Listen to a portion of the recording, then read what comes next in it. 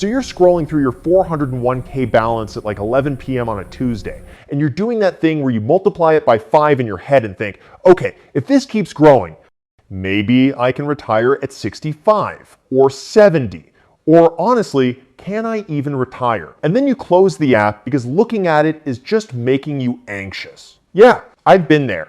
My name is TAXURA, and I spend way too much time thinking about retirement numbers and why most Americans are completely delusional about how much money they actually need. If you're someone who's tired of hearing just save $1 million without anyone explaining what that actually means or how to get there, make sure to hit that subscribe button and give this video a thumbs up if this helps you out. Here's the thing, and this is going to sound harsh, but the average American thinks they need about $1.8 million to retire comfortably. That number comes from Northwestern Mutual's 2025 Planning in Progress study. But here's what most people don't realize. That same study found the average person has saved only $88,400 for retirement.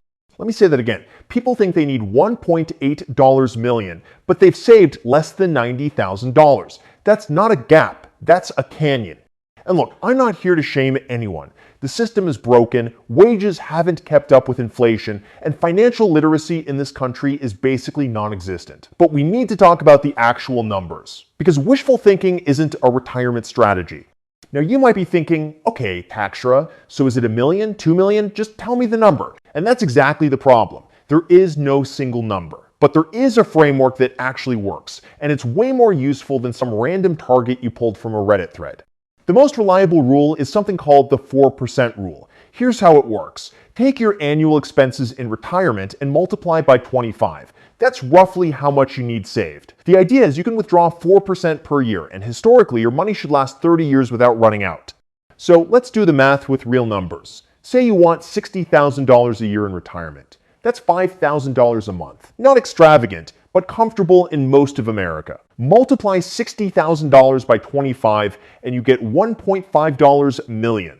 Want $80,000 a year, that's $2 million. Want $100,000, you're looking at $2.5 million. This is where it gets really interesting. Most people hear these numbers and immediately think, well, I'm screwed, but they're forgetting about Social Security. The average Social Security benefit in 2026 is about $1,976 per month, or roughly $23,700 a year. If you worked a decent job and maxed out your contributions, you might get closer to $3,800 a month. That's $45,600 a year.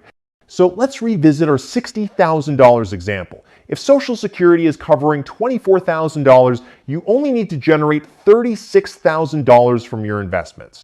Multiply that by 25, and suddenly you need $900,000, not $1.5 million. That's still a lot of money, but it's way more achievable. Look, here's what nobody tells you about retirement planning. The actual number isn't even the hardest part. The hardest part is the psychological shift from accumulation mode to preservation mode. For 40 years, you're wired to save, save, save. Then suddenly you're supposed to start spending down this pile of money you've been obsessively protecting. It's like being told to push a boulder up a hill your entire life, and then right when you reach the top, someone says, okay, now let it roll back down slowly. It feels wrong.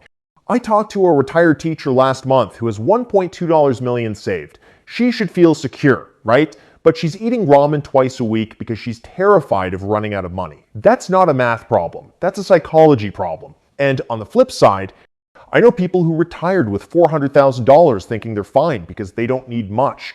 And now they're back to work at 68 because their car died and their property taxes went up.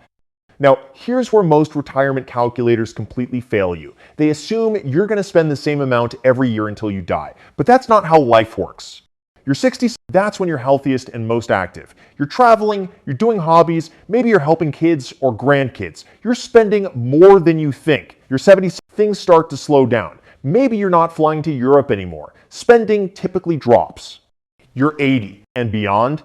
This is where healthcare costs explode. Long-term care, medications, medical procedures, this is when you need the reserves. The average couple will spend $315,000 on healthcare and retirement, according to Fidelity's 2025 estimates. And that doesn't include long-term care, which can run $100,000 a year for a nursing home.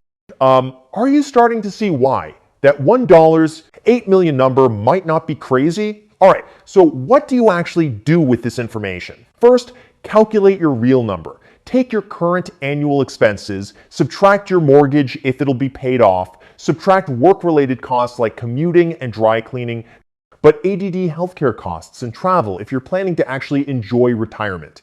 Multiply that by 25. Then subtract what you expect from Social Security. That's your target. Second, if that number makes you want to cry, breathe. You have time.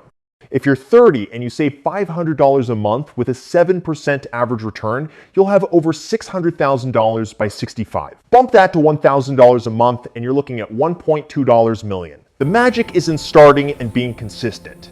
Third, and this is crucial, max out any employer match first. That's free money. Then max out a Roth IRA if you can. That tax-free growth in retirement is going to be huge. And finally, stop comparing yourself to people on the internet. Someone's always going to have more, and someone's always going to retire earlier. Run your own race. Here's the thing about retirement. It's not actually about the money. It's about freedom. It's about waking up and knowing you have choices. You don't have to stay in a job you hate. You don't have to worry about being laid off at 62 with no backup plan. The system isn't going to save you. Your employer isn't going to save you. You have to save you. But the good news, you absolutely can. You just need a plan, consistency, and the willingness to make different choices than the average person who's going to work until they're 75.